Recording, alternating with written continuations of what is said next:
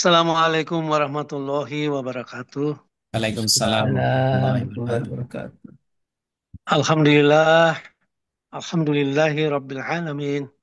Wassalatu wassalamu ala israfil anbiya'i wal mursalin wa ala alihi washabihi ajma'in amma ba'du.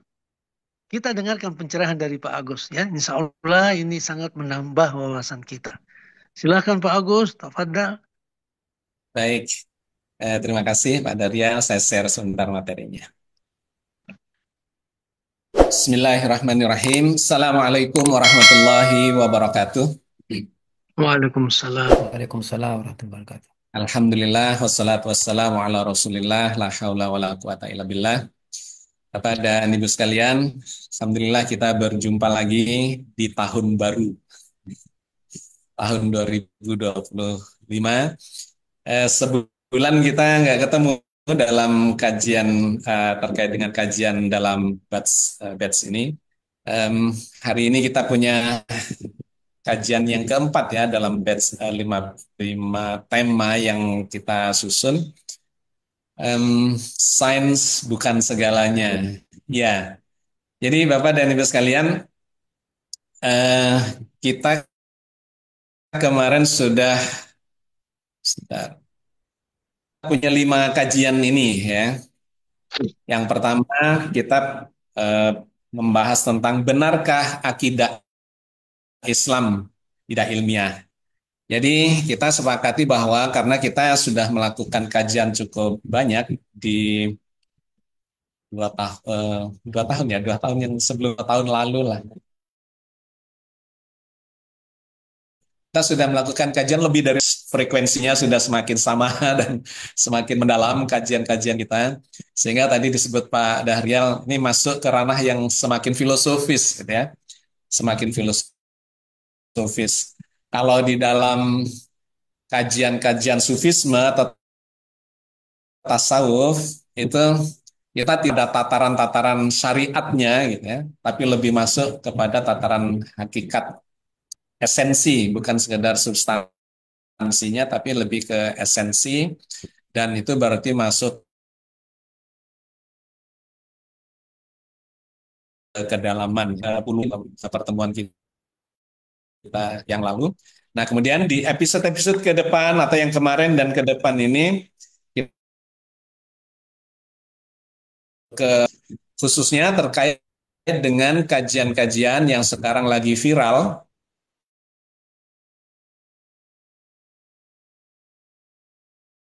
mempertanyakan di YouTube saya dan kemudian di media sosial di berbagai platform itu lagi ramai tentang uh, pertanyaan akidah terkaitnya. Nah, kita sudah melakukan kajian itu di pertemuan pertama November ya, 10 November. Dan kita mendapat kesimpulan sepenuhnya ilmiah, gitu ya. Sepenuhnya ilmiah.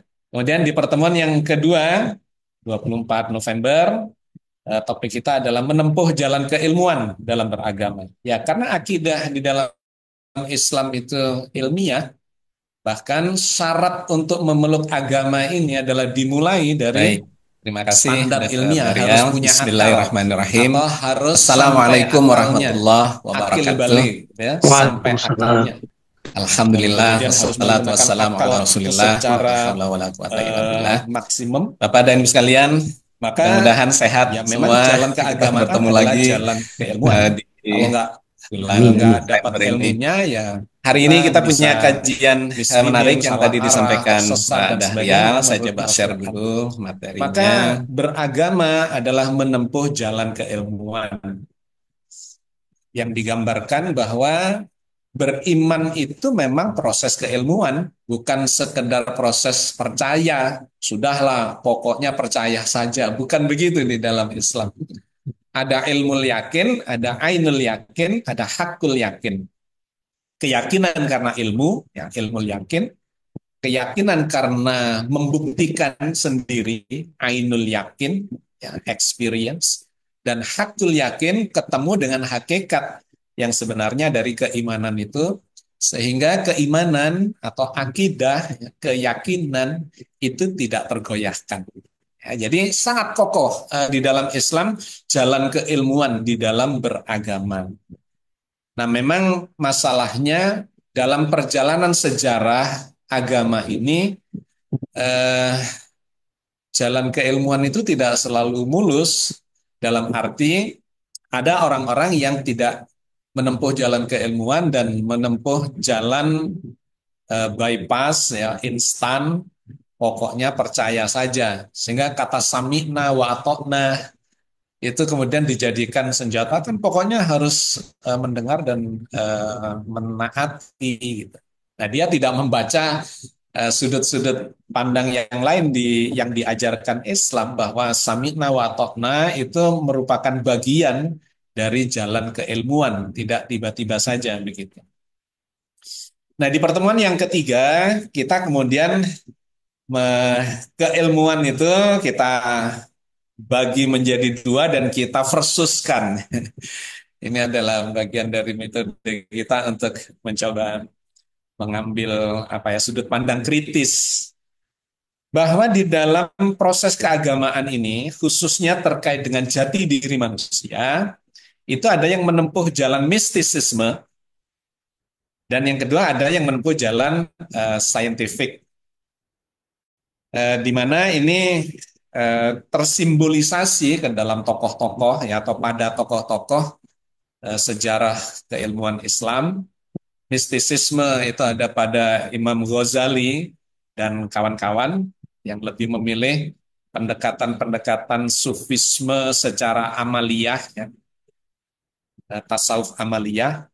Tetapi ada jalan lain yang menggunakan pendekatan tasawuf falsafi seperti Ibnu Sina, Ibnu Rus, dan sebagainya.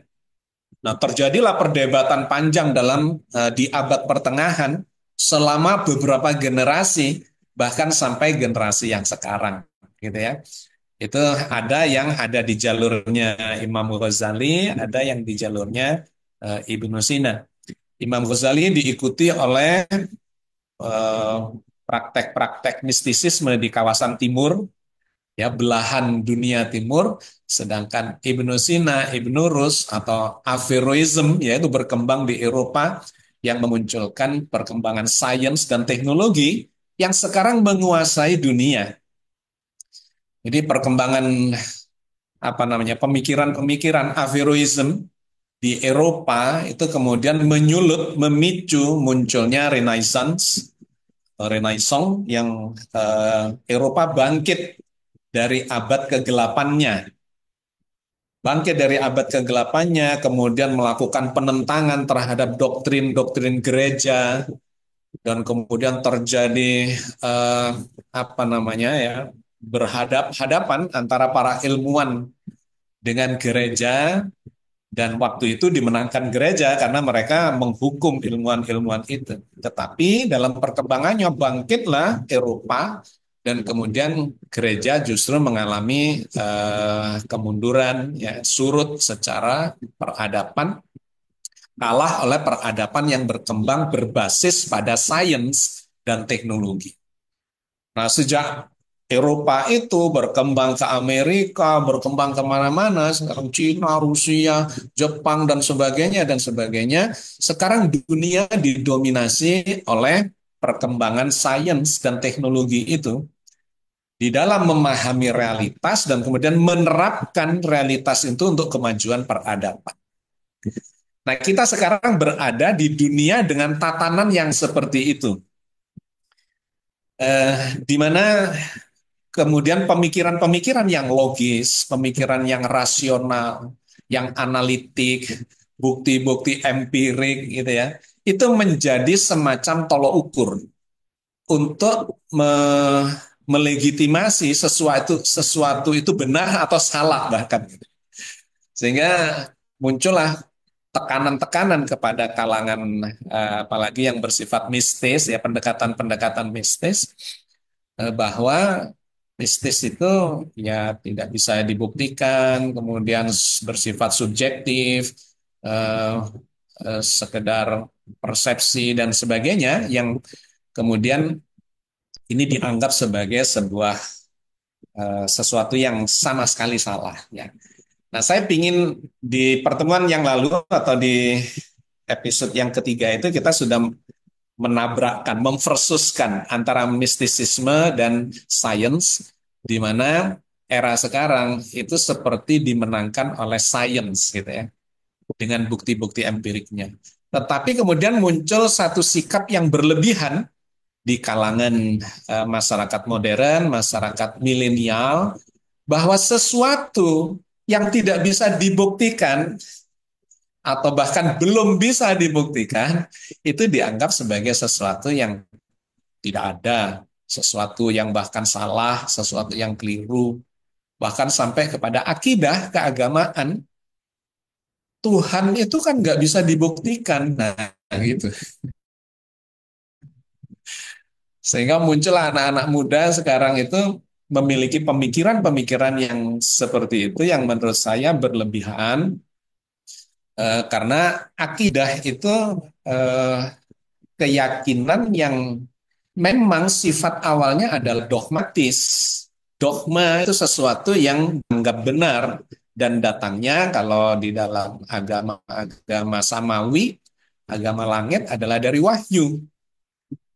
Tetapi di dalam Islam dogma itu tidak didoktrinkan, melainkan diajarkan secara pendekatan akliyah, pendekatan akal, di mana ada level-level untuk melakukan ya pemahaman terhadap dogma itu yang tadi saya sampaikan di depan harus dilandasi dengan akal dulu.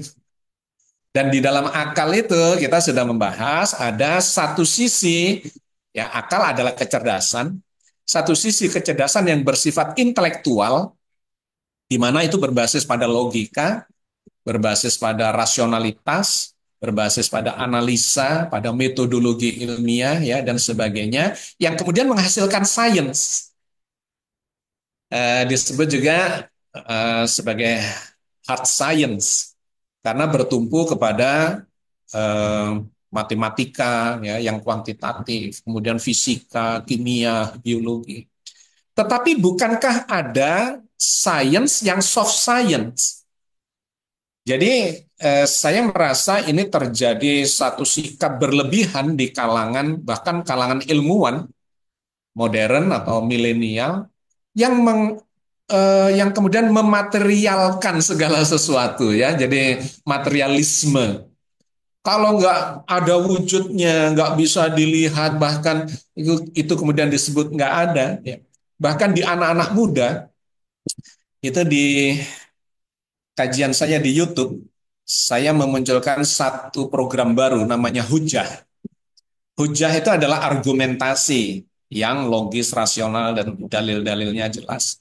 Untuk menanggapi banyak sekarang narasi-narasi yang berkembang di anak muda, dan kemudian salah satunya muncul namanya Kumaila Hakimah. Dia datang dari keluarga yang religius, dia sekolah, background sekolahnya adalah sekolah agama, bahkan mengklaim hafal Al-Quran gitu ya, dan seterusnya.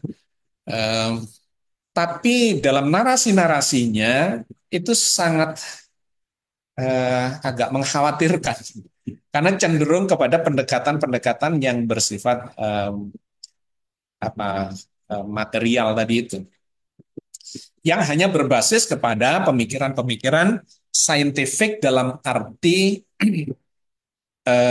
hard science.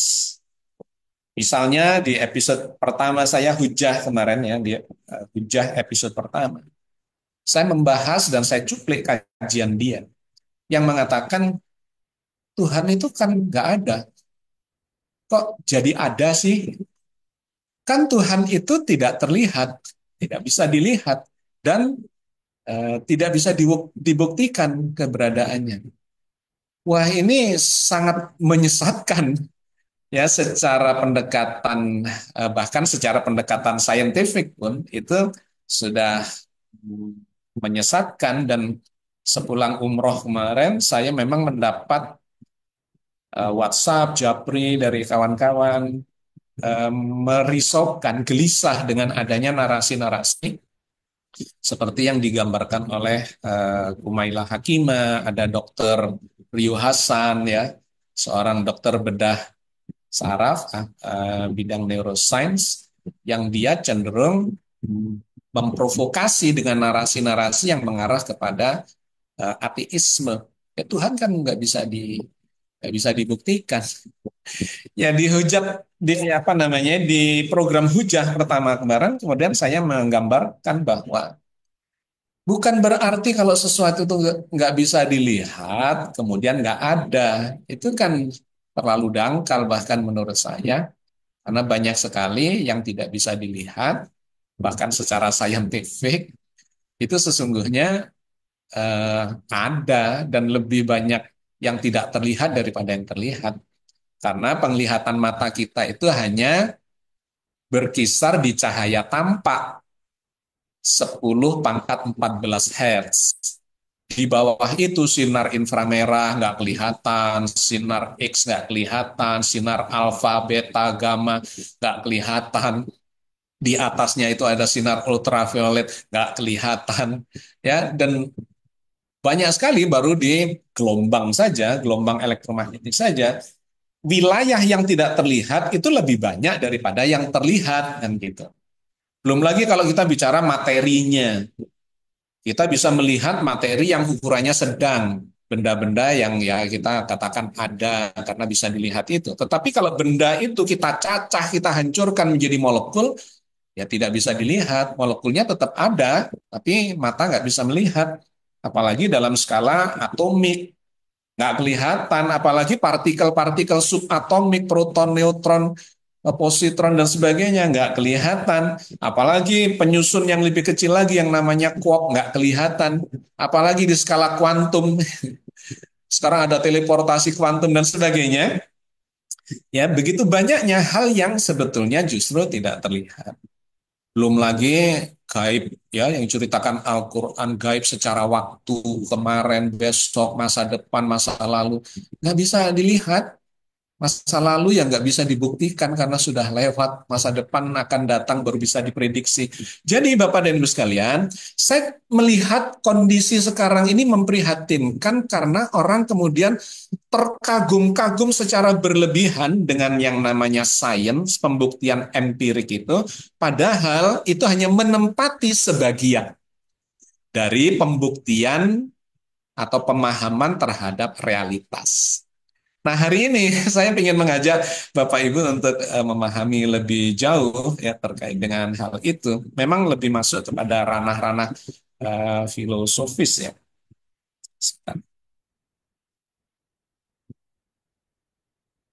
Masuk ke ranah filosofis, tetapi ya mungkin ini filsafat sains atau filsafat ilmu atau ilmu filsafat monggo. Jadi kita sekarang akan bicara sains bukanlah segalanya di dalam memahami realitas itu.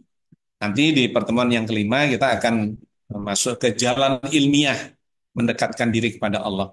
Jadi ilmiah itu bukan hanya sains, karena ada hard science itu yang digambarkan yang sekarang ini dianut atau dianggap sebagai satu-satunya ilmu. Padahal ada ilmu-ilmu yang tidak kuantitatif, ilmu-ilmu yang bersifat kualitatif. Psikologi misalnya, itu kan bicara tentang perasaan, bahagia, ya itu tidak material gitu. Apakah bahagia itu ada?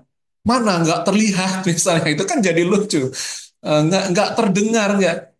Ya bahagia itu ada di ranah psikologi yang cara memahaminya harus kualitatif bukan kuantitatif gitu. Nah ini banyak orang terjebak kemudian secara material ya secara indrawi kalau tidak bisa diindrakan lantas tidak ada. Nah bahagia itu bersifat subjektif, cara mengukurnya beda dengan mengukur hal-hal yang matematis, yang fisika dan sebagainya. Meskipun kualitatif itu bisa dikuantifikasi, diangkakan. Bahagia level 1, bahagia level 2, bahagia level 3, ya bisa saja. Tetapi itu sekedar pendekatan. Pada dasarnya bahagia atau derita atau syukur, ya rasa segala macam akhlakul karimah yang justru itu penting dalam kehidupan kita. yang disebut sebagai kecerdasan emosional, itu tidak kuantitatif, itu kualitatif. Dan itu ada ilmunya. Sehingga kata ilmiah itu jangan kemudian difahami hanya dalam sisi kuantitatifnya, melainkan juga harus sisi kualitatif. Oke, Bapak dan Ibu sekalian, eh, ya, jadi kita kemarin atau di pertemuan yang lalu membahas tentang jati diri, ya, di mana Al-Quran eh, memerintahkan, mendorong kita untuk memahami jati diri itu. Wa fil ardi ayatul lil mukinin wa fi anfusikum afala tubsirun. Dan di bumi itu terdapat tanda-tanda realitas bagi orang-orang yang memiliki keyakinan dan pada dirimu sendiri. Maka apakah kamu tidak mengamati? Ya, ayat ini menarik, bagian dari ayat-ayat yang memprovokasi, memotivasi kita untuk melakukan pengamatan, melakukan observasi, bahkan penelitian. Di episode yang lalu kita fokus pada wafi anfusikum, dan pada dirimu sendiri. Amati dirimu, maka kalian akan menemukan kecanggihan, kompleksitas, ya, yang luar biasa pada diri manusia ini, dan itu akan mengenalkan kita kepada Sang Pencipta, gitu ya. Nah, tetapi di ayat yang sama ini, kali ini kita akan melihat poin yang berbeda. Wafil ardi ayatul lil mukinin. Dan di bumi itu, di alam sekitar kita, bahkan di alam semesta, itu ada ayat-ayat, ya, ayatul lil mukinin, ayat-ayat bagi orang-orang yang yakin, yang memiliki keyakinan. Adalah sangat menarik Al-Quran menggunakan kata ayat dan kemudian diterjemahkan sebagai tanda-tanda. Bahwa realitas ini itu muncul dalam bentuk tanda-tanda yang multi interpretasi, gitu ya. Sehingga memunculkan keilmuan. Kalau semuanya itu serba jelas, A adalah A, maka selesai, tidak ada ilmu yang berkembang. Tetapi ternyata A itu bisa agak ada A1, A2, A3, A4, gitu ya, ada macam-macam. Maka muncullah di situ dinamika keilmuan untuk memahami tanda-tanda realitas itu, dalam konteks ini kemudian terkait dengan alam sekitar kita. Bagi orang-orang yang memiliki keyakinan, mukinin, orang-orang yang sedang berproses di dalam keyakinannya, bahwa keyakinan itu tidak datang dengan tiba-tiba, melainkan melalui proses ilmu yakin, meyakini melalui proses keilmuan, ainul yakin, meyakini melalui proses experience, pengalaman, pelatihan, pengulangan, dan seterusnya. Ya. Kemudian hakul yakin ketemu dengan hakikat dari apa yang sedang difahami itu. Nah, kemudian apakah kamu tidak mengamati? Afala tubsirun. Itu menggunakan kata basor yang bermakna bukan hanya melihat dengan mata kepala, ya, basiroh itu bahkan penglihatan mata batin atau kecerdasan pemahaman. Ya. Apakah kalian tidak mengamati, mencermati, gitu ya? Nah, sehingga kalau kemudian kita lihat di dalam Al-Quran, ini agak menghalangi. Maka kalau kita lihat di dalam Al-Quran, ayat-ayat tentang informasi, ya, tentang ayat-ayat kauniyah, segala macam ciptaan Allah itu memang banyak sekali, ratusan ayat. Bahkan kita pernah membahas hierarki isi Al-Quran. Paling banyak itu adalah tentang ketauhidan. Jadi isi Al-Quran itu dari 6.236 ayat, itu separuhnya 3.000 lebih, itu bicara tentang Allah.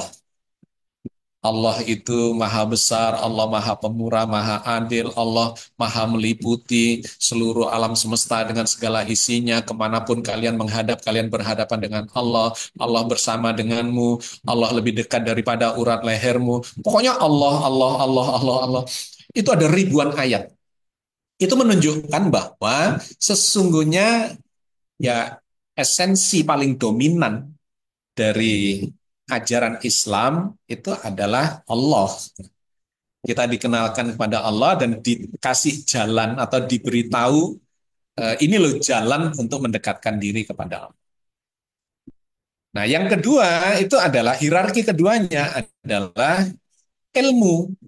Tentang ilmu itu ada 800-an ayat lebih. Jauh mengalahkan ayat-ayat peribadatan yang jumlahnya hanya 150-an. Jadi kalau digabungkan perintah sholat, puasa, zakat, haji, itu hanya sekitar 150-an ya ibadah mahdhah. Tapi ilmu itu ada 800-an ayat. Ya, jadi menunjukkan bahwa setelah ketauhidan maka kita mesti masuk kepada pemahaman keilmuan. Dan keilmuan inilah yang mendasari ibadah-ibadah kita. Tanpa ilmu itu maka orientasi peribadatan kita itu akan melenceng, distorsi, misleading, salah arah. Sholatnya bukan karena Allah, puasanya bukan karena Allah, seluruh ibadah-ibadahnya bukan karena Allah. Ya. Nah, di hierarki yang kedua ini adalah keilmuan. Dan dalam konteks yang sedang kita bicarakan, misalnya Allah bercerita tentang penciptaan langit dan bumi, gitu ya.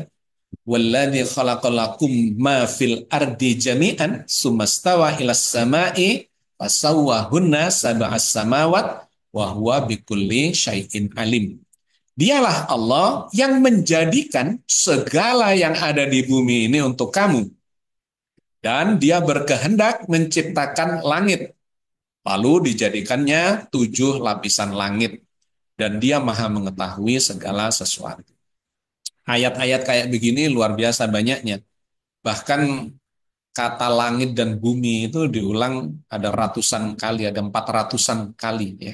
Diulang di dalam Al-Quran. Itu artinya semakin banyak disinggung, diinformasikan, dibicarakan, dibahas di dalam Al-Quran, itu artinya Allah sedang ngasih tahu ke kita, ini penting loh ya. Gitu. Semakin banyak dibahas berarti semakin penting. Jadi ada hierarki terkait dengan itu. Maka terkait dengan yang kita bahas kali ini, di ayat tadi itu ada 4 kata kunci ya. Yang pertama adalah al-ard, bumi, dan kemudian terkait dengan alam semesta, alam sekitar, karena bumi adalah salah satu dari benda langit yang kemudian dijelaskan dalam berbagai ayat. Ini bagian dari ciptaan Allah yang namanya alam semesta ini. Kata kunci yang kedua adalah ayat-ayat, yaitu tanda-tanda tentang realitas. Nanti kita akan bicara filosofi dari realitas itu sebetulnya apa dan bagaimana. Kemudian kata kunci yang ketiga adalah orang-orang yang yakin, al-mukinin, menggambarkan proses pemahaman yang istiqomah pada orang-orang yang terus melakukan pencarian jati diri atau bahkan realitas yang sebenarnya, yang hakiki dari semua keberadaan. Dan kemudian tubsirun adalah proses pengamatan secara cermat, ya, penuh dengan analisa, penuh dengan pertimbangan, penuh dengan keilmuan, menggambarkan sikap hati yang fokus, teliti, dan mendalam. Ya, oke. Bapak dan Ibu sekalian, mari kita mencoba masuk lebih detail lagi di bagian yang pertama, memahami tentang alam. Kata alam, alama, yang menarik, ada kaitannya dengan ilmu, dengan pengetahuan. Artinya memang bahkan istilah universe, ya, verse, itu kan ayat, tanda-tanda. Jadi memang kayaknya secara kesejarahan bahasa, itu memang ada korelasi ya, yang menggambarkan terkait dengan hal itu. Bahwa alam semesta ini penuh dengan tanda-tanda, clue, penuh dengan ya sesuatu yang harus digali lebih jauh untuk memahami atau memastikan sebetulnya realitasnya seperti apa. Nah, di dalam Al-Quran banyak sekali cerita tentang misalnya satu planet bumi dan tata surya. Al-Quran menyebut bumi, yang tadi saya sebut sekitar 400-an kali ya. Dan benda-benda langit dalam tata surya, beserta bahkan digambarkan garis edarnya atau tempat beredarnya yang kita kenal sebagai orbit. ya. Istilah matahari, asyams, bulan, al-qamar, planet, al-kaukab atau kawakib, ya, meteor, kemudian asteroid dan lain sebagainya. Itu diceritakan dalam banyak ayat di dalam Al-Qur'an. Jadi memang sangat menarik. Ini agama yang bukan hanya mengatur kehidupan di muka bumi, tentang tata cara kehidupan ya secara umum, tetapi aneh dan mengagumkan gitu, ya, menakjubkan, menceritakan tentang realitas jagat raya. Bahkan ketika digali secara ilmiah, itu menunjukkan satu kebenaran substantif dan esensial tentang realitas yang sedang dipahami melalui ilmu pengetahuan itu. Sehingga kalau ada orang mengatakan bahwa Islam ini agama yang akidahnya tidak ilmiah, itu dia pasti nggak paham, nggak paham agama ini gitu ya. Karena begitu kita dalami, masya Allah, gitu ya, semakin meyakinkan bahwa ini agama ilmu, agama ilmu. Nah, bukan hanya planet bumi dan tata surya, tetapi alam semesta lebih luas lagi. Al-Quran menyebut langit yang berlapis-lapis misalnya. Ini adalah kajian-kajian mutakhir, di mana istilah multiverse itu baru muncul ya di abad ini. Abad-abad sebelumnya itu tidak dikenal istilah multiverse. Yang dikenal adalah universe. Universe cuma satu alam, satu jagat raya. Tapi ternyata indikasi dari pengamatan-pengamatan astronomi, astrofisika itu menunjukkan ini ada alam lain ini gitu.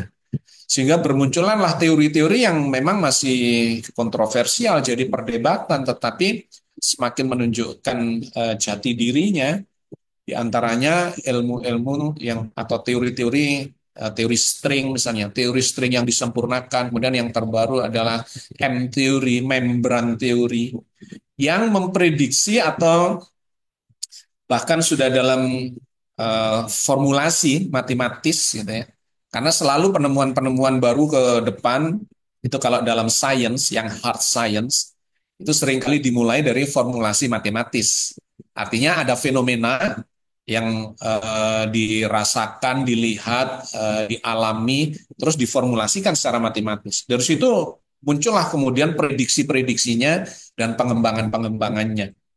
Nah, di dalam M-teori, membran teori, itu diprediksikan, diformulasikan bahwa jagat raya ini memang multiverse dan digambarkan sebagai berdimensi 11. 10 dimensi ruang, 1 dimensi waktu. Sehingga disebut sebagai berdimensi 11. Nah, itu menarik ketika kita kaitkan dengan informasi-informasi di dalam Al-Quran ya, tentang universe, tentang multiverse, tentang adanya pintu-pintu langit yang dibukakan, kata Al-Quran. Dan kalau kalian masuk melalui pintu-pintu langit itu, kalian akan mengalami peristiwa yang menakjubkan seperti terkena sihir dan sebagainya, gitu ya.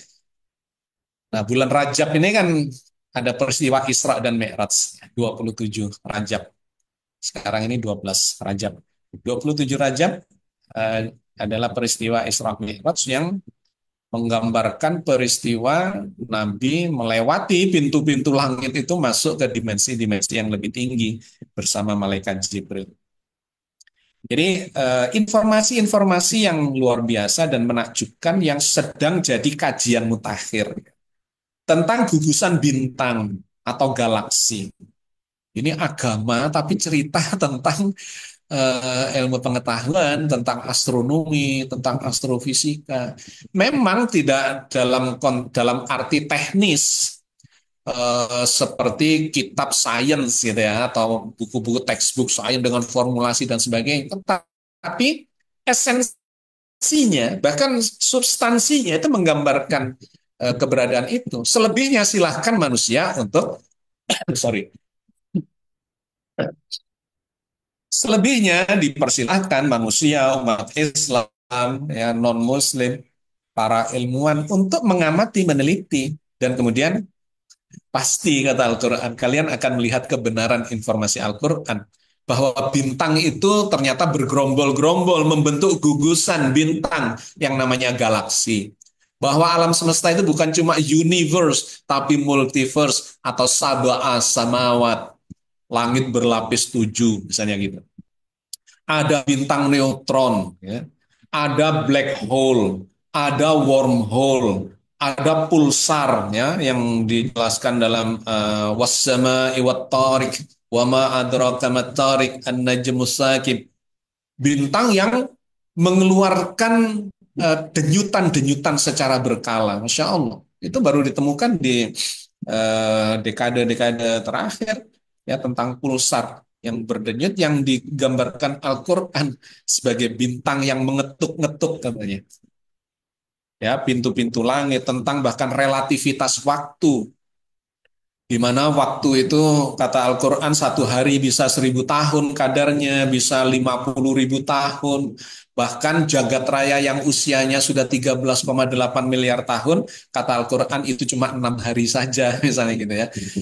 Ini satu provokasi ilmiah sesungguhnya, ya, memberikan inspirasi untuk meneliti itu, tentang gaya-gaya fundamental jagat raya, yang kata Al-Quran, alam semesta ini sedang mengembang. Allah meninggikan langit gitu dengan tiang yang tidak bisa kalian lihat. Masya Allah.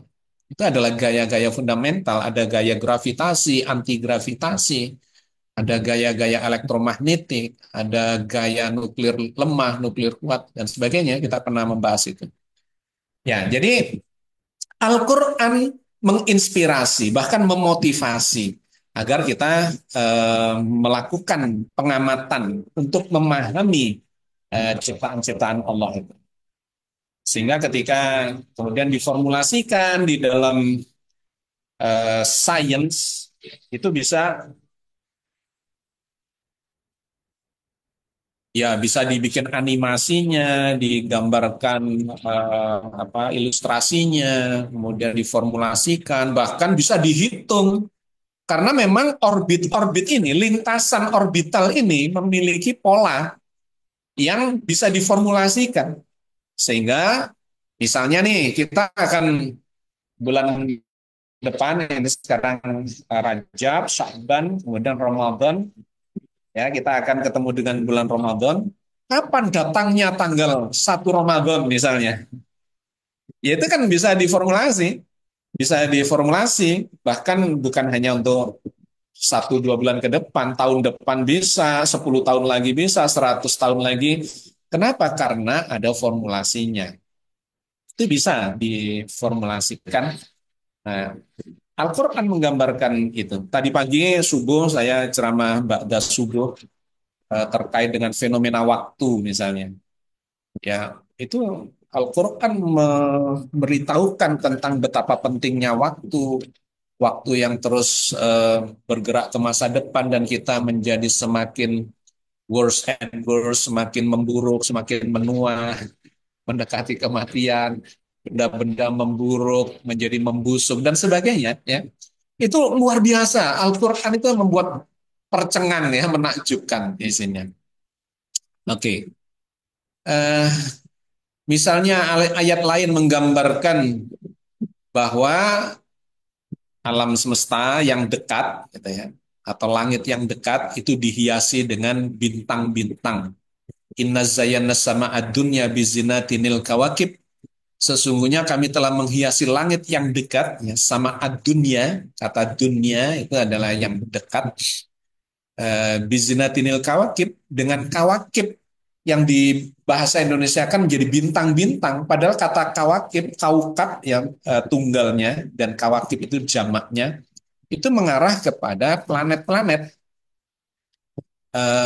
celestial body, atau ya, benda-benda langit yang tidak memancarkan cahaya. Ya. Yang memancarkan cahaya itu adalah bintang, seperti matahari misalnya, punya cahaya sendiri. Tapi seperti bulan itu adalah benda langit yang cuma memantulkan cahaya. Kelihatan bercahaya, iya, dari bumi, tetapi itu pantulannya saja. Nah, termasuk kaukab ini, ya, ketika kita kaji dari berbagai ayat, dia tidak memancarkan cahayanya sendiri, dan ini menunjuk kepada planet-planet. Ini menarik, ternyata Al-Quran bercerita dengan istilah yang berbeda-beda. Satu terkait dengan kawakib atau kaukab, yaitu planet. Kemudian ada bintang-bintang yang digambarkan beredar dan tenggelam. Sungguh aku bersumpah dengan bintang-bintang yang beredar dan tenggelam. Demi malam apabila telah hampir meninggalkan gelapnya, dan demi subuh apabila mulai menyingsing fajarnya. Ya, bintang-bintang yang digambarkan ternyata dia memiliki lintasan orbital, dan memang ketika diteliti lebih jauh benar bintang-bintang itu memiliki lintasan orbital, dan ada yang dekat, ada yang jauh.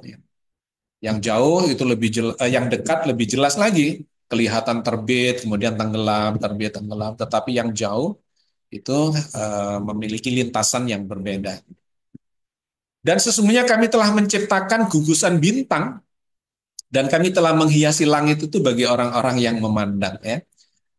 Uh, Al-Burj, Al-Buruj, ya, ada surat Al-Buruj itu bermakna gugusan, gerombolan bintang-bintang, dan kemudian dikenal sebagai galaksi.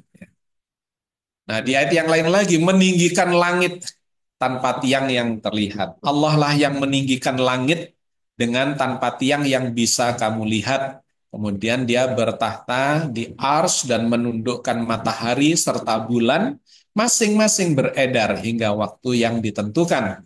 Allah mengatur segala urusan, menjelaskan tanda-tanda supaya kamu meyakini pertemuan dengan Tuhanmu. Ini kalimat pertamanya itu sudah eh, sangat menarik dan kajian yang sangat mendalam. Meninggikan langit tanpa tiang yang bisa kamu lihat. Ada dua clue di situ. Yang pertama, meninggikan langit. Loh, langit itu meninggi ya ternyata. Iya, orang kuno dulu mengira langit itu tetap seperti atap. Bahkan Einstein itu pernah berpendapat bahwa alam semesta ini tidak berkembang. Ya, itu sudah berarti sudah masuk abad 20, ya, 1900-an sekian.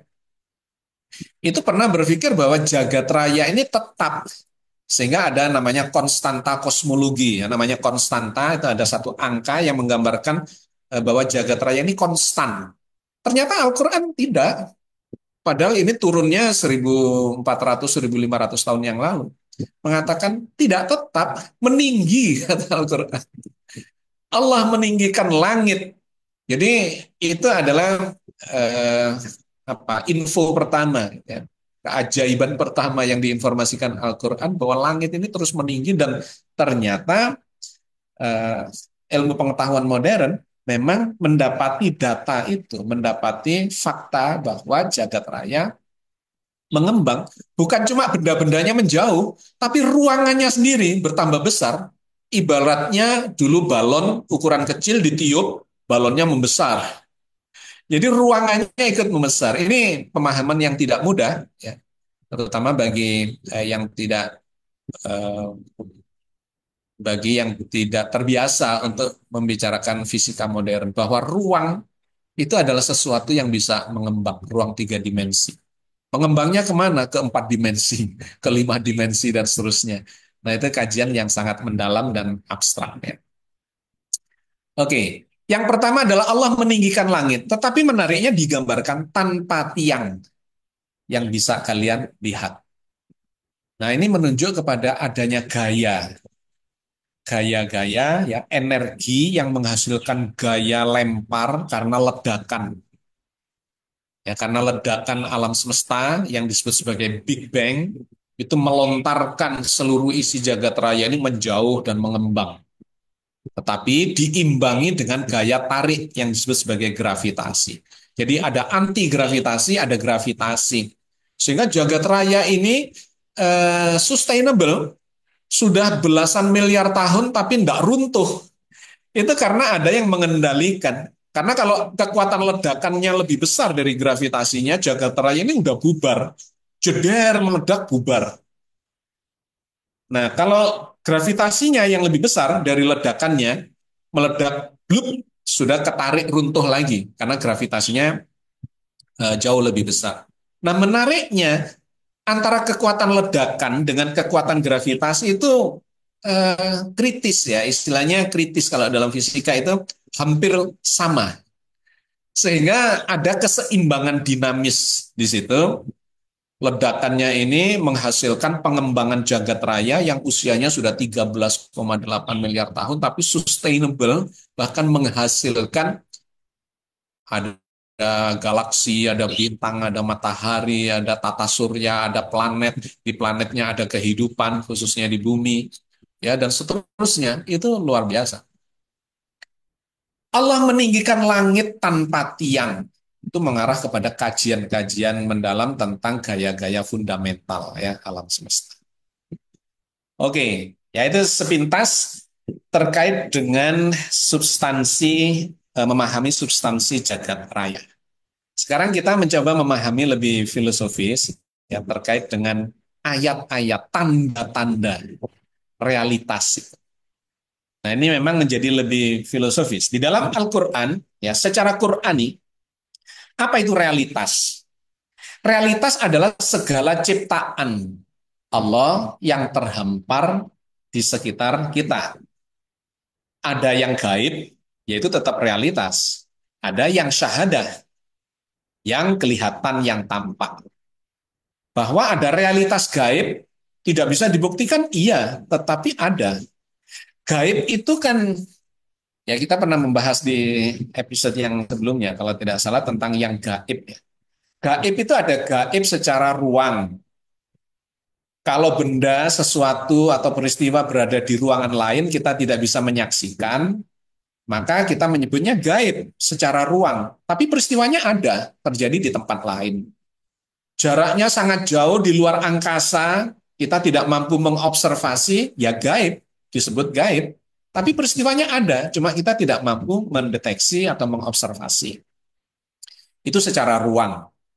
Di mana tempatnya berada, peristiwa itu, dan di mana pula kita berada yang tidak ada di tempat itu, maka menjadi gaib. Atau gaib secara waktu. Kemarin, ya sudah nggak ada peristiwanya, gaib. Masa depan, ya gaib. Karena itu kiamat itu gaib karena belum terjadi. Akhirat disebut gaib, alam gaib karena ya belum terjadi. Tapi ketika nanti sudah terjadi dan kita mengalami, itu tidak gaib lagi. Gitu ya. Jadi secara Qur'ani, Allah menggambarkan yu'minuna bil ghaib. Orang beriman itu adalah orang yang meyakini keberadaan yang gaib itu bukan hanya yang syahadah. Nah, sains itu bicara yang syahadah. Kebanyakan porsinya adalah kepada yang syahadah. Tetapi Al-Quran menggambarkan bukan hanya yang syahadah, tetapi juga yang gaib. Bahkan juga yang hidup dan mati. Diceritakan di dalam Al-Quran bahwa Allah lah yang menghidupkan yang mati, bumi yang mati dihidupkan sehingga subur, makmur, dan sebagainya misalnya. Atau manusia yang tadinya amwatan, mati, fa'ahyakum, kemudian Allah menghidupkan kalian. Ya, ini provokasi-provokasi dari dalam Al-Quran yang sangat menarik, ya, substansial dan esensial. Nah, itu oleh Al-Quran disebut dengan istilah ayat-ayat atau tanda-tanda atau verse, universe, multiverse. Nah, jadi Al-Quran memberikan clue, memberikan dorongan, dan memberikan informasi secara filosofis tentang realitas yang disebut sebagai ayat-ayat. Nah, secara ilmiah, ya, karena kita bicara dalam dua sisi, antara ayat-ayat qauliyah dan ayat-ayat kauniyah, secara ilmiah, apa itu realitas? Realitas adalah fakta yang terhampar di penjuru jagat raya. Sesuatu yang ya kita temui begitulah adanya, maka itu disebut sebagai realitas. Meskipun nanti kita akan lihat itu menjadi relatif ya setelah kita dalami. Realitas secara ilmiah adalah fakta Ada kejadian begini, ada peristiwa begitu, ada benda eksistensi begini, ini adalah fakta gitu. Ini realitas yang bisa diobservasi, bisa diamati, maupun yang tidak terobservasi. Sesungguhnya hal-hal yang belum bisa diobservasi, misalnya katakanlah dulu molekul belum bisa diobservasi, yaitu adalah realitas. Tapi waktu itu belum bisa dibuktikan keberadaannya atau bahkan wujudnya. Kemudian atom, kemudian partikel subatomik. Tapi menariknya nanti akan kita lihat bahwa realitas yang kita temukan itu selalu belum realitas yang sesungguhnya gitu. Selalu ada penjelasan lebih jauh bahwa oh ternyata nggak gini-gini banget ya, agak begitu gitu. Atau bahkan misalnya nih yang material ya, molekul, atom itu sampai sekarang pun para ilmuwan tidak bisa menggambarkan wujudnya dengan pasti. Atom itu seperti apa bentuknya? Ya itu cuma dianimasikan atau diilustrasikan. Ada butiran-butiran kayak kelereng, kemudian ada elektron yang melingkar-melingkar. Nggak begitu sesungguhnya. Ya, itu akan kita ketahui ketika ilmu kita lebih dalam, kita akan memahami bahwa ternyata realitas itu bukan seperti yang kita pahami saat ini. Di level ini kita memahami realitas sebagai A, ternyata di level berikutnya itu bisa A1, A2, A3, atau bahkan B, ya, bergantung. Nanti kita lihat. Jadi secara ilmiah itu adalah fakta yang bisa diobservasi atau belum bisa diobservasi atau bahkan tidak bisa diobservasi. Yang sudah terbukti maupun belum terbukti. Oke. Bapak Ibu sekalian, ada realitas, ada persepsi. Apakah realitas itu sama dengan persepsi? Ya, menarik. Ini masuk ke ranah filosofis, tetapi memang esensinya ada di sini. Apakah realitas itu sama dengan persepsi? Ternyata ya kadang bisa sama, bisa juga tidak. Apa itu persepsi? Persepsi adalah kesimpulan subjektif terhadap suatu fakta atau realitas. Dan ternyata persepsi terhadap realitas, terhadap fakta itu bisa berbeda-beda pada setiap orang. Meskipun peristiwanya sama. Jadi misalnya nih, ada kain warna merah ditunjukkan kepada si A, si B, si C. Maka ketika ditunjukkan ini warna apa? Merah.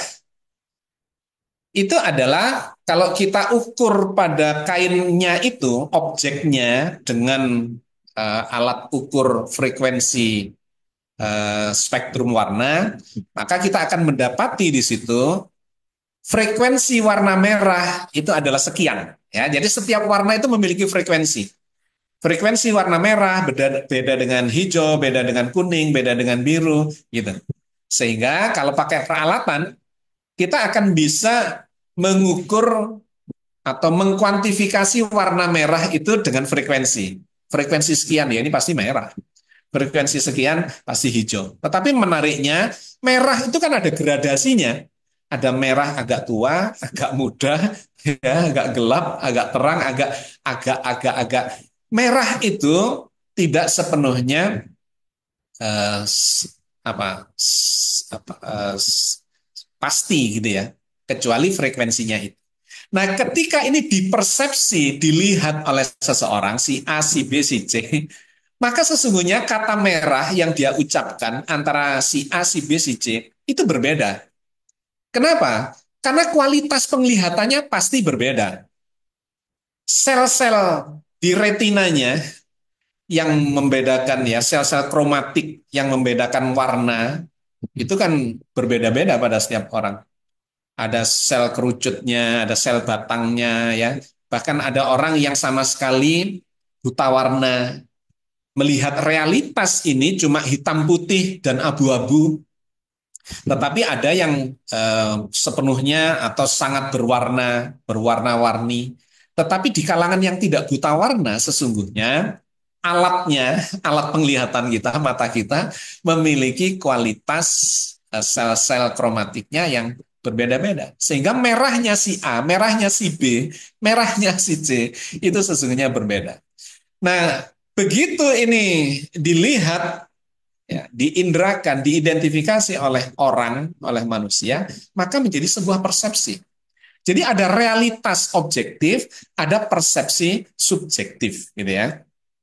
Jika persepsi subjektif sama dengan sama secara kolektif, maka kemudian disepakati. Ini disebut warna merah, itu namanya warna hijau, itu warnanya biru. Meskipun tetap berbeda-beda sesungguhnya kualitas persepsi itu pada setiap orang.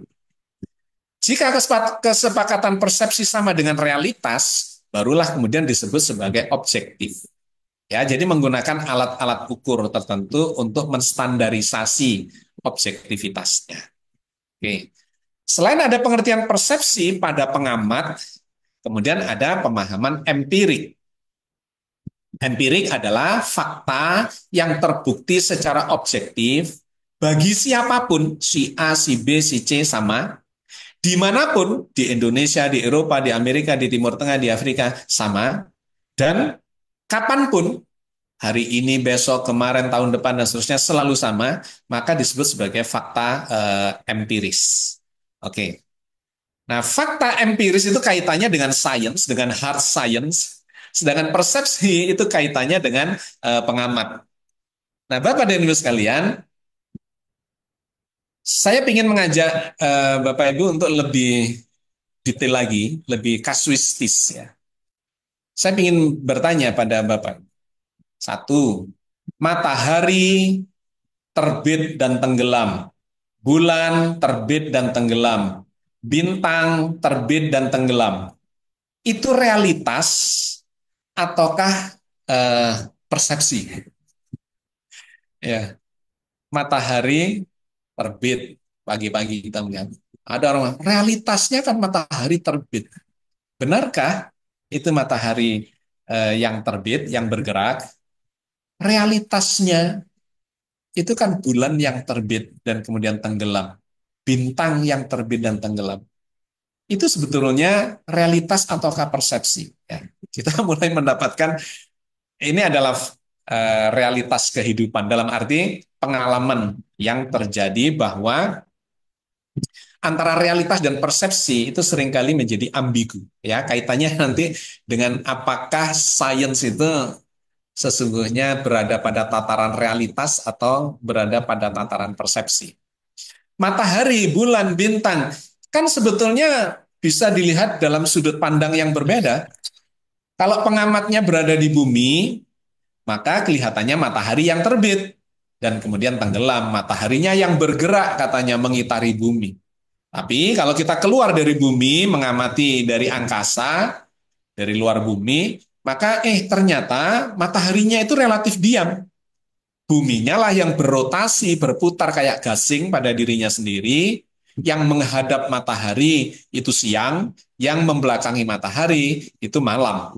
Kemudian peralihannya disebut matahari terbit atau matahari tenggelam. Nah, kita lantas, wah ini jadi realitas apa persepsi?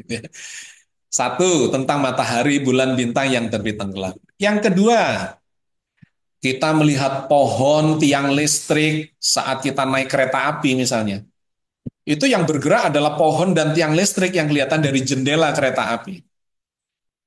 Ya, itu lebih mudah diidentifikasi, tetapi sebagai contoh kasus bahwa ketika kita yang bergerak di kereta api, bahkan kita bisa mempersepsi pohon-pohon dan tiang listrik itulah yang bergerak berlawanan arah dilihat dari jendela kereta api. Yang ketiga, benda berwujud padat, berwujud cair, berwujud gas, solid, ataukah berpori-pori, itu sesungguhnya realitas ataukah persepsi. Nah, dalam fisika dasar kita menyebut ini fakta objektifnya benda ini padat. Batu, kayu, besi, padat. Yang cair itu adalah air gitu ya. alkohol, bensin dan sebagainya, cairan.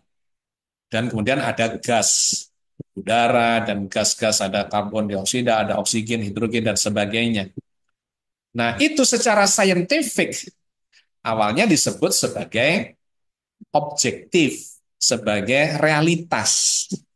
Tetapi begitu ilmu pengetahuan berkembang, kemudian kita punya mikroskop, kita melihat benda yang solid, yang padat itu, ternyata berpori-pori. Gitu. Jadi realitasnya solid ataukah berpori-pori. Kemudian ada jarak antar molekul-molekulnya. Dan kemudian molekulnya itu ternyata bergetar-getar. Dan kemudian di dalam molekul itu ada atom yang juga bergetar-getar. Ada elektron yang juga bergetar-getar.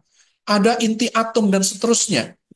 Kemudian kita akhirnya kehilangan kepastian terkait dengan di level itu realitas ataukah persepsi. Padahal itu sudah difahami, diteliti, diobservasi, diukur secara saintifik gitu ya. Yang keempat, suhu, panas, hangat, dingin. Itu realitas atau persepsi. Udaranya panas ya, udaranya dingin. Itu sebetulnya realitas ataukah persepsi. Yang kelima, benda jatuh ke bawah. Apa nggak bisa benda itu jatuh ke samping atau jatuh ke atas? Kenapa benda itu jatuh? Karena ternyata menurut sains ada gravitasi.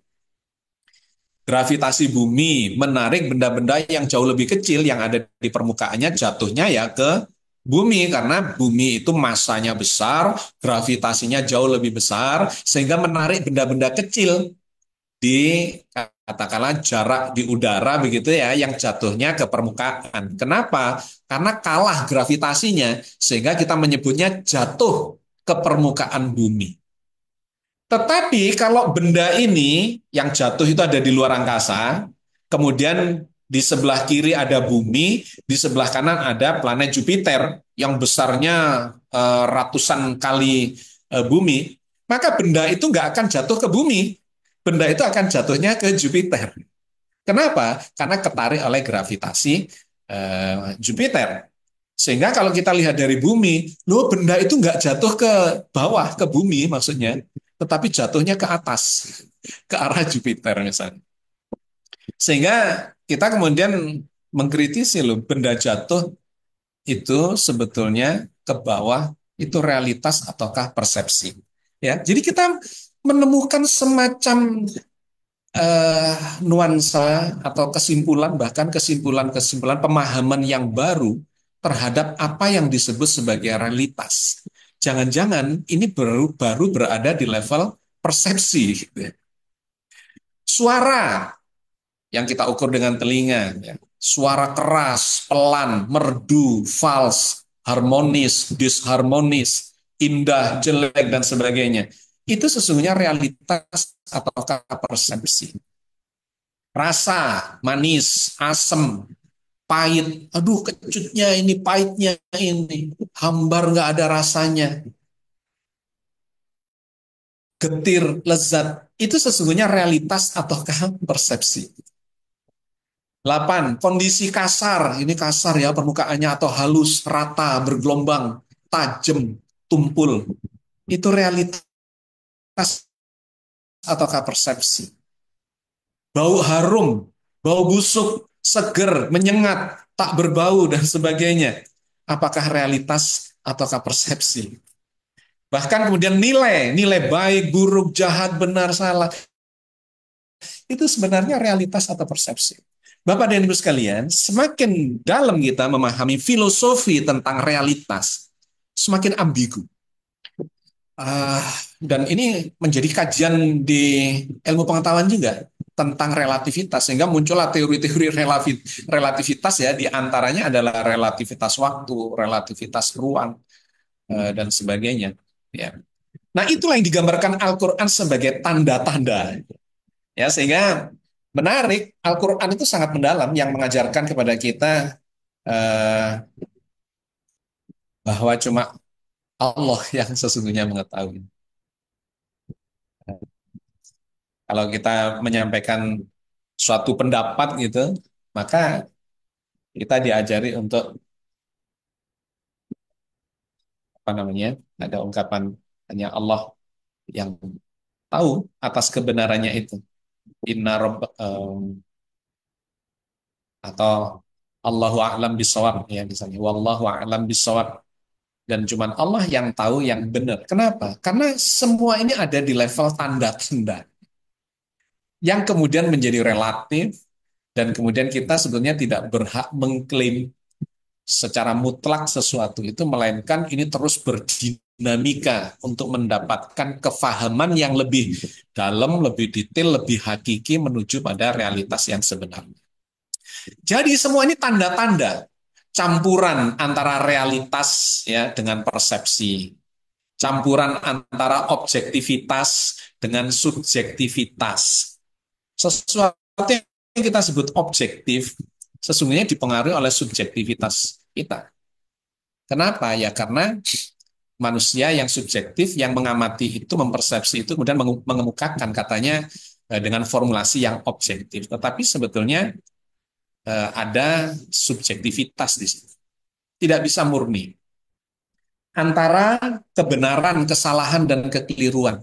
Tidak ada dalam skala kemanusiaan ini ya, kebenaran 100%, kesalahan 100%, kekeliruan 100%. Sehingga di dalam kaidah fikih ada istilah manfaat dan madharat ya. Sesuatu peristiwa itu selalu ada nilai kebenarannya atau manfaatnya dan ada nilai madharatnya. Kemudian yang diperbolehkan untuk dijalankan itu adalah yang lebih banyak manfaatnya.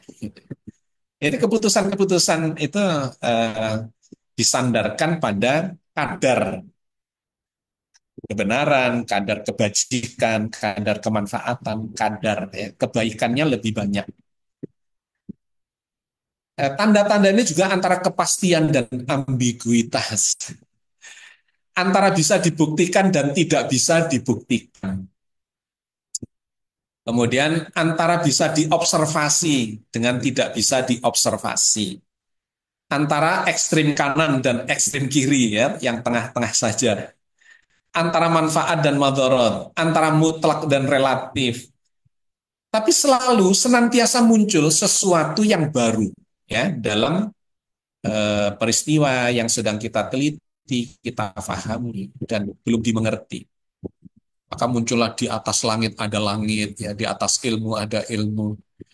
Nah, pemahaman yang mendalam seperti ini akan menjadikan seseorang itu rendah hati. Kenapa Al-Quran Islam melarang sombong? Nggak pantas kita sombong itu. Tidak berhak mengklaim itu, tidak berhak. Bahwa kita punya argumentasi, ya. Punya hujah, ya harus. Kita mengikuti atau berpendapat, menyimpulkan sesuatu, harus punya hujah, punya argumentasi. Tetapi jangan mengklaim itu sebagai sebuah kebenaran mutlak satu-satunya. Ya, ada relativitas di antara kebenaran-kebenaran itu atau di antara realitas. Oke, jadi Bapak dan Ibu sekalian, di satu sisi Al-Quran memerintahkan mengamati secara saintifik. Iya, karena pengamatan saintifik yang bersifat objektif itu memberikan ukuran-ukuran yang menjadi kesepakatan ya secara kolektif. Maka perintah-perintah kayak gini, afala yanduruna ilal ibili kaifa khuliqat wa ilas sama'i kaifa rufi'at wa ilal jibali kaifa nusibat wa ilal ardi kaifa sutihat. Maka tidakkah mereka memperhatikan ya afala yandurun, kata nadhara ya intidor itu mengarah kepada mengamati dengan sabar, dengan cermat, dengan teliti gitu ya. Itu adalah afala yandurun. Itu adalah perintah untuk mengamati. Unta, bagaimana dia diciptakan? Itu perintah penelitian. Bagaimana langit ditinggikan? Wa ilas sama'i kaifa rufi'at. Langit benar-benar sedang ditinggikan. Diamati secara pendekatan saintifik yang disebut objektif itu. Tetapi ingat bahwa pengamatnya adalah manusia. Pengamatnya adalah orang subjektif, ya, subjek yang bersifat subjektif. Sehingga selalu ada distorsi-distorsi, ada kefahaman yang berbeda-beda, kesimpulan yang berbeda. dan gunung-gunung bagaimana ditegakkan, dan bumi bagaimana dihamparkan. Surat Al-Ghasyiyah. Nah, tetapi Bapak dan Ibu sekalian, perkembangan sains yang luar biasa ini ternyata semakin ke sini di abad-abad terakhir, yang terakhir, ini menunjukkan pada sesuatu yang agak mengerikan, karena ada batas di mana manusia itu tidak bisa melampaui itu. Ketika sains berada di perbatasan ketidaktahuan, gitu ya. Di skala makrokosmos, manusia mulai ngeri melihat besarnya jagat raya. Tidak lagi mampu memastikan eksistensi jagat raya secara ruang, secara waktu, secara materi, secara energi. Kan jagat raya ini tersusun dari ruang, waktu, materi, energi. Ruang adalah wadahnya, waktu adalah ukuran dinamika, perubahan dinamika, ya perubahan atau dinamika peristiwanya. Materi adalah isinya, energi adalah penggeraknya. Sehingga jagat raya ini berdinamika secara sustainable. Tetapi ketika manusia memahami atau mencoba memahami alam semesta makrokosmos dengan menggunakan peralatan-peralatan mutakhir, kita ketemu dengan ruangan yang nggak ada batasnya. Yang peralatan-peralatan itu secanggih apapun, itu ternyata menunjukkan di belakangnya itu selalu masih ada ruangan yang kita tidak tahu.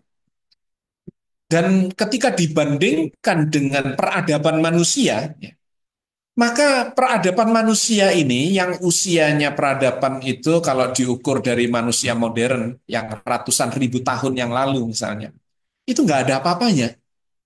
Kenapa? Karena jagat raya ini jaraknya itu bukan cuma ratusan kilometer, ribuan, jutaan, tapi miliaran kilometer, triliunan kilometer yang diukur dengan menggunakan satuan jarak yang namanya tahun cahaya. 1 tahun cahaya itu adalah jarak yang ditempuh oleh cahaya selama 1 tahun. Cahaya itu kecepatannya 300.000 kilometer per jam. Per detik. 300.000 kilometer per detik.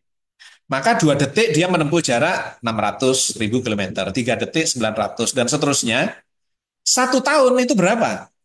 Ya tinggal mengalikan 300.000 kilometer dikalikan 1 tahun adalah 365 hari, dikalikan 24 jam, dikalikan 60 menit, dikalikan 60 detik, ketemunya hampir 10 triliun kilometer. Itu adalah satuan jarak yang digunakan untuk mengukur ruangan jagat raya, karena saking besarnya. Nah, jarak di angkasa, di luar angkasa, itu ada yang berjarak 1 tahun cahaya. Cahaya saja membutuhkan waktu 1 tahun. Ada bintang yang berjarak 4 tahun cahaya. Jadi cahaya saja dengan kecepatan yang menakjubkan 300.000 kilometer per detik itu butuh waktu 4 tahun untuk sampai di bintang Alpha Centauri. Jaraknya 40 triliun kilometer. Kalau itu diarungi dengan menggunakan pesawat tercepat, ya, pesawat ulang-alik tercepat yang dimiliki manusia, yang kecepatannya itu hanya maksimum 30.000 kilometer per jam. Kalau pesawat komersial kan 1.000 kilometer per jam. Ada supersonik, ya bisa 5.000, bisa 6.000, 7.000. Pokoknya yang paling cepat yang dimiliki peradaban manusia kira-kira 30.000 kilometer per jam. Maka untuk mencapai bintang Alpha Centauri itu usia kita nggak cukup. Berjalan 10 tahun, 100 tahun, mati di tengah jalan. Belum sampai di bintang itu. 1.000 tahun belum sampai di bintang itu. Yang ribuan tahun, ratusan ribu tahun, baru sampai di bintang yang jaraknya cuma 4 tahun perjalanan cahaya. Karena pesawat kita tidak memiliki kecepatan cahaya, pesawat kita cuma memiliki kecepatan ya peradaban sekarang cuma puluhan ribu kilometer per jam, bukan per detik. Padahal di baliknya Alpha Centauri itu ada bintang-bintang, galaksi yang berjarak bukan cuma 4 tahun cahaya, 1 juta tahun cahaya, 1 miliar tahun cahaya, yang terjauh diketahui 12 miliar tahun cahaya.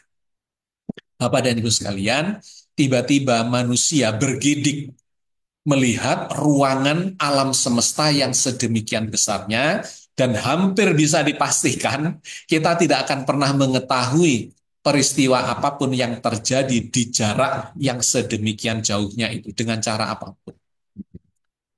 Ya, karena mau mengirim pesawat tanpa awak pun belum sampai di tempat-tempat itu. Dan ini tidak diketahui batasnya. Dulu ada yang mengira ukuran diameter jagat raya yang universe itu sekitar 30 miliar tahun cahaya.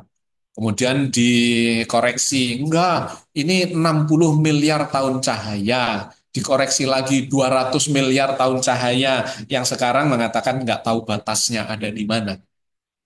Bahkan bukan cuma universe, alam semesta yang satu, melainkan multiverse yang jumlahnya tidak berhingga, yang oleh Al-Quran disebut sebagai sab'a samawat, langit yang berlapis-lapis 7 secara dimensional.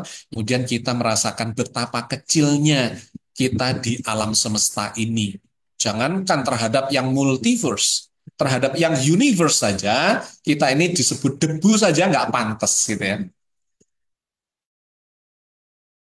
Jadi Bapak dan Ibu sekalian, di skala makrokosmos, manusia dikatakan bahwa kita tidak akan memiliki kemungkinan untuk sampai di tempat-tempat yang jauhnya umur peradaban manusia saja nggak mencukupi untuk sampai di sana. Itu dari segi ruang. Belum lagi dari segi waktu ya. Waktu memang bisa mulur mungkret gitu, tetapi hanya pada yang berkecepatan tinggi saja waktu itu bisa memendek. Sehari bisa setara dengan 1.000 tahun, sehari bisa setara 50.000 tahun, dan seterusnya. Bahkan kita tidak bisa mengamati peristiwa masa lalu 1 miliar tahun yang lalu. Jangankan 1 miliar tahun yang lalu, tahun lalu nggak tahu apa aja yang terjadi.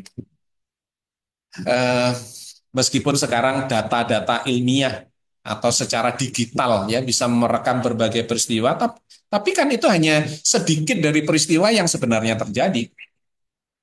Yang kita menginput saja ke internet, menginput ke Google, menginput ke platform-platform digital yang kita punyai, baik itu Facebook atau Instagram atau Twitter atau TikTok atau YouTube dan sebagainya. Ya sesedikit itu saja yang terekam sebagai memori peradaban kita. Tetapi yang tidak diketahui jauh lebih banyak lagi. Peristiwa masa lalu, peristiwa masa depan, dan sebagainya. Belum lagi di skala materi. Materi di skala ya mikrokosmos itu sudah semakin nggak bisa difahami ya. Skala mikrokosmos dan skala kuantum ya di energial tidak mampu memastikan penyusun segala realitas ini apa sebetulnya. Meja di depan saya misalnya atau di depan Bapak dan Ibu sekalian, ini sebetulnya apa? Meja ini apa? Kalau kita breakdown dia menjadi molekul, ada silikonnya ya, ada kuarsanya, ada mungkin aluminiumnya, ada besinya, ada apa campur aduk ya, jadi persenyawaan molekul kaca misalnya atau molekul kayu, ada karbonnya, ada hidrogennya, ada segala macam ya, ada nitrogennya.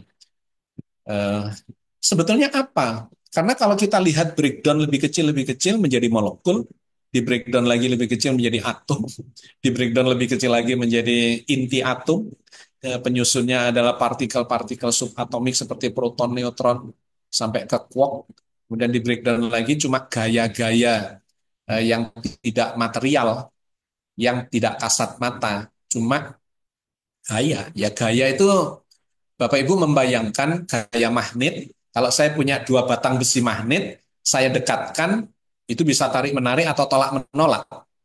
Nah, gaya tolak menolak, gaya tarik menarik itu kan tidak kelihatan mata, tetapi ada menolak, menarik gitu ya.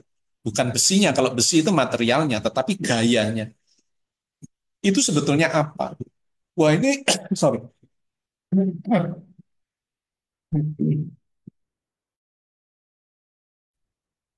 Nah, di dalam perkembangan sains modern, khususnya di fisika modern, ada yang disebut sebagai mekanika kuantum.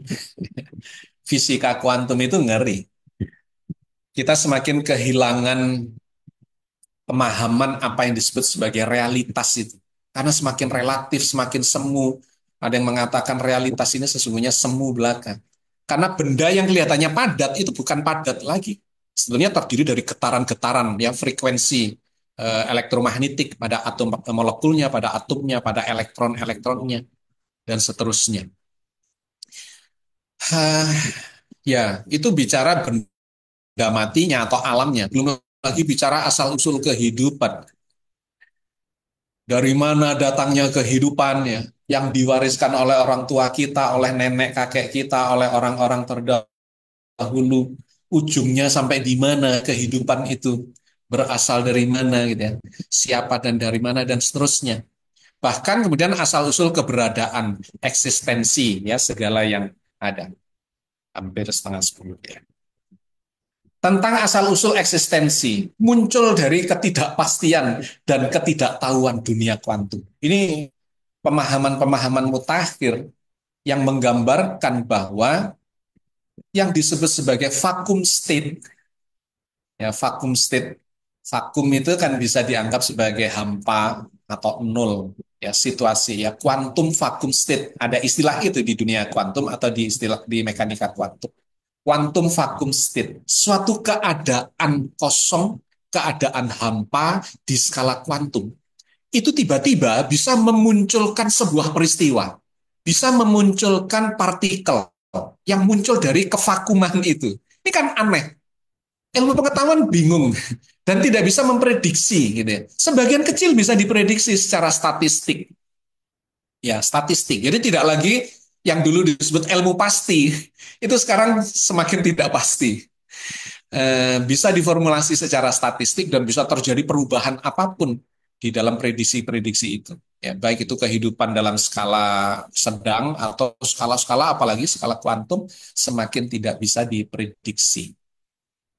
Nah, maka di skala makrokosmos menemukan ketidakpastian, di skala mikrokosmos juga menemukan ketidakpastian, bahkan menganggap sebetulnya apa yang kita lihat ini semu saja. Benda padat itu ya hanya karena ada gaya-gaya elektromagnetik yang membuat kalau kita dekatkan padat dengan padat itu seperti bertabrakan, ya, berbenturan. Padahal itu hanya gaya-gaya di level kuantum saja yang menahan sehingga terasa padat. Ya. Kalau kita kemudian bisa mengubah kondisi kuantum itu di skala kuantum, itu bisa loh kita menghilang menembus tembok dikarenakan ikatan kuantum dalam tubuh kita itu melentur sedemikian rupa, kemudian masuk ke celah-celah pori-porinya tembok, dan kemudian bisa menembus. Itu pembahasan ilmiah di skala kuantum. Kan semakin absurd gitu ya, semakin kok begini ya ternyata realitas itu. Oke. Masa depan, bahkan kalau bicara ya tadi asal-usul kehidupan, dari mana kehidupan, itu orang juga nggak tahu gitu ya. Tidak pasti, tidak bisa memformulasikan secara pasti. Apalagi masa depan alam semesta dan kehidupan. Jadi Bapak dan Ibu sekalian, dalam perkembangan sains dan teknologi yang semakin canggih, justru manusia kemudian ketemu dengan satu batas kemampuan manusiawi kita untuk memahami realitas jagat raya, memahami realitas alam semesta. Oke, ini saya lewati. Ini saya lewati saja. Observable observable universe, ya. Alam semesta itu ada yang tampak, ada yang bisa diobservasi maupun yang tidak bisa diobservasi. Absurditas dunia kuantum tidak bisa diprediksi, tidak bisa ditebak, kadang muncul sekehendaknya. Sehingga orang-orang ateis, diantaranya Stephen Hawking, ketika ditanya asal-usul jagat raya ini dari mana? Dia bilang dari fluktuasi kuantum. Nah, itu aman sudah. Karena dari fluktuasi kuantum itu bisa memunculkan apa saja. Ya, tapi kemudian kan absurd, jadi ilmu pastinya tidak pasti lagi dan dia tidak bisa memprediksi kecuali pasrah pada mekanisme kuantum yang unpredictable. Dan katanya Stephen Hawking, yaitu muncul sekehendaknya. Tuh, siapa yang berkehendak? Mana bisa eh, fluktuasi kuantum punya kehendak? Tapi orang-orang ateis kan memang berusaha menghindari ada kehendak Tuhan, ada kuasa Tuhan. Ya, jadi sebetulnya semakin mentok sains, semakin mentok ilmu pengetahuan kita akan berada pada jurang, ya, tepi jurang di mana kedalamannya tidak terukur. Terus manusia yang pongah, yang sombong mengagung-agungkan apa namanya ilmu pengetahuannya, seakan-akan sudah menguasai segala-galanya dengan ilmu pengetahuan ini. Hari-hari ini kita melihat kebakaran luar biasa di Los Angeles, ya, negara superpower dengan teknologi dan sebagainya, kalah sama api dan angin. Itu ruginya triliunan, ya, dikarenakan kebakaran ratusan ribu rumah hangus dan sebagainya. Cuma sebegitu saja kemajuan sains dan teknologi yang kita agung-agungkan itu akan ada batas di mana ya makhluk itu ya segitulah, gitu kira-kira ya. Tiga, tidak terikat oleh ruang dan waktu. Ruang dan waktu itu tiba-tiba eh, menjadi seperti nggak ada jarak dan nggak ada waktu, yaitu di skala-skala kuantum yang disebut entanglement. Peristiwa di saat ini, sekarang di sini, itu bisa terjadi dengan peristiwa di tempat lainnya. Itu kajian yang berbeda. Tapi maksud saya, di level kuantum ini, semakin tidak pasti, semakin absurd. Wujud benda itu seperti semu belaka, cuma getaran-getaran frekuensi saja. Pada cair gas hanyalah kesan pikiran, ya, dikarenakan interferensi gelombang dan medan gaya belaka. Di skala kuantum manusia bisa melentur menembus benda-benda padat yang tadi saya ceritakan. Kemudian ada dualitas materi dan gelombang. Ini materi apa energi sesungguhnya? Itu juga ambigu. Inti atom tidak pecah oleh gaya tolak ukur dan seterusnya, ya tidak saya. Manusia berada di batas ketidakberdayaan. Jagat raya dipastikan, ya, dalam pengamatan sains disebut sebagai the hidden universe. 95% eksistensi jagat raya tidak diketahui, tidak bisa diobservasi, tidak bisa dipastikan. Ini adalah kesimpulan dari sains. Kemudian penyusun jagat raya, partikel-partikel kuantum juga tidak unpredictable. Kemudian masa lalu dan masa depan jagat raya juga hanya bisa digambarkan secara statistik, mungkin begini, mungkin begitu, gitu ya. Dan kehancuran jagat raya disebut dark futures, masa depan yang gelap, entahlah. Tapi Al-Quran menggambarkan bahwa jagat raya pasti akan mengalami kehancurannya. Kiamat pasti. Jadi berita-berita Al-Quran itu definitif, tapi begitu dikaji secara sains, kita menemukan sebagian kecil dari tanda-tanda informasi Al-Quran yang definitif itu dalam pemahaman relatif kemanusiaan kita. Maka bagian-bagian akhir, Bapak Ibu, kita memasuki level kesadaran. Ya. Kita disadarkan. Ya, kalau kita mau masuk ke apa namanya, ke hakikat, kita akan memasuki kesadaran. Ada satu entitas di dalam diri manusia yang disebut sebagai kesadaran, yang kemudian juga diteliti secara ilmiah, tetapi juga kepentok pada tembok-tembok, ya, tertentu di dalam memahami kesadaran. Ada yang disebut pikiran sadar, consciousness, membentuk mekanisme alam sadar secara personal. Ada pikiran bawah sadar, subconsciousness, yang membentuk mekanisme alam bawah sadar. Sadar itu logis, rasional, analisa. Di bawah sadar itu lebih kepada emosional, penghayatan, merasakan. Nah, ini sudah tidak kuantitatif ini, tapi kualitatif dan subjektif. Apakah ada peristiwa-peristiwa yang bisa dirasakan dengan perasaan tapi tidak logis dan rasional. Oh, banyak sekali.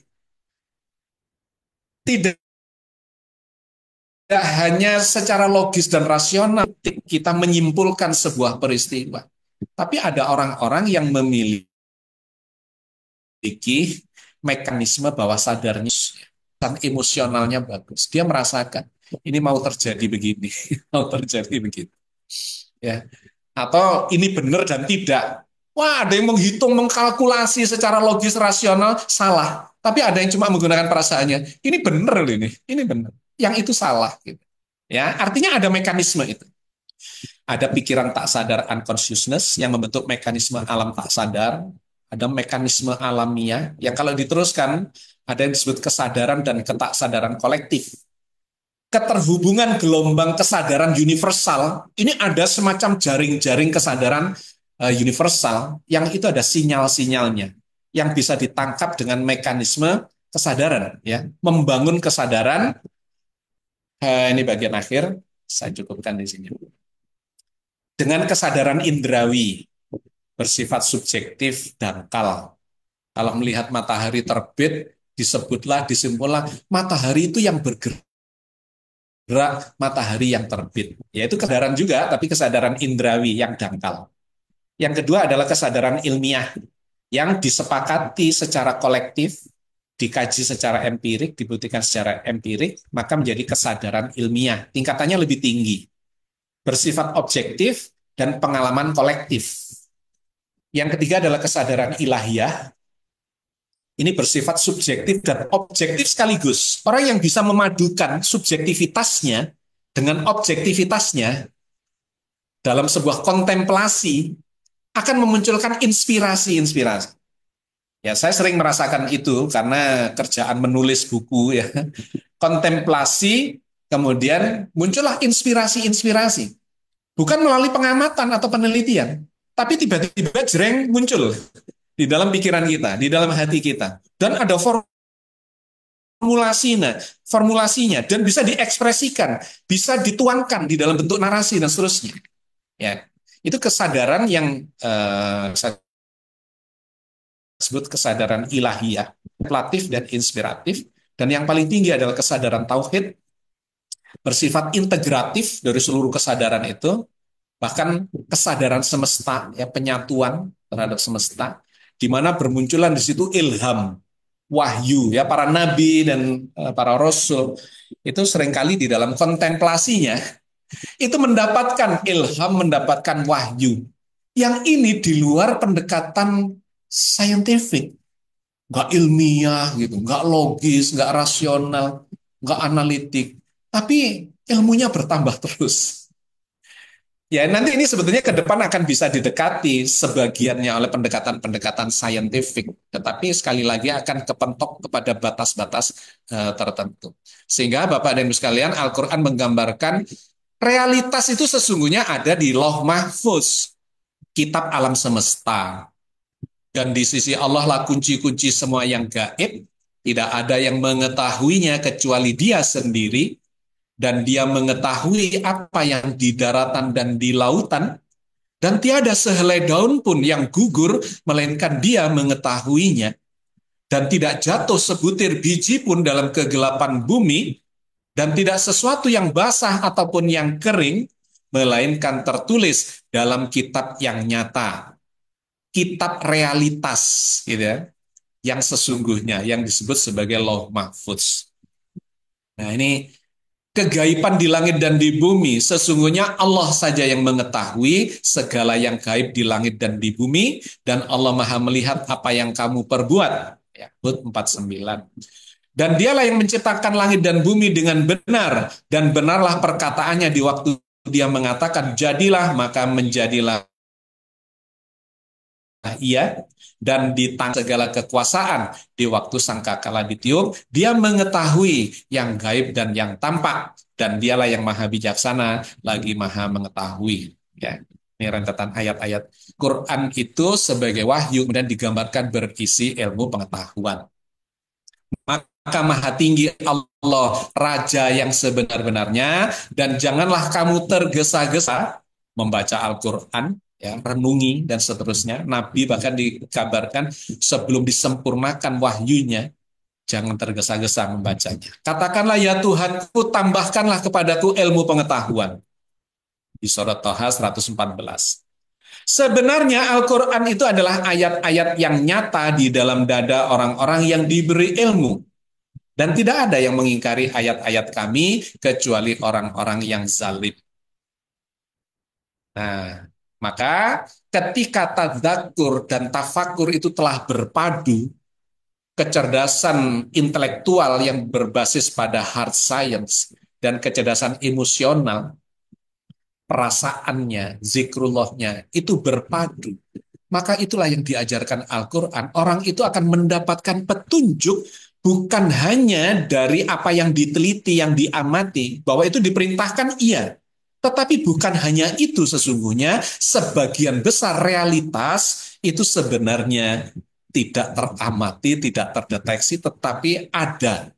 Realitasnya ada, dan itu bisa dihadiahkan, dikaruniakan, diberikan Allah kepada orang-orang yang berada pada level-level tertentu. Ya.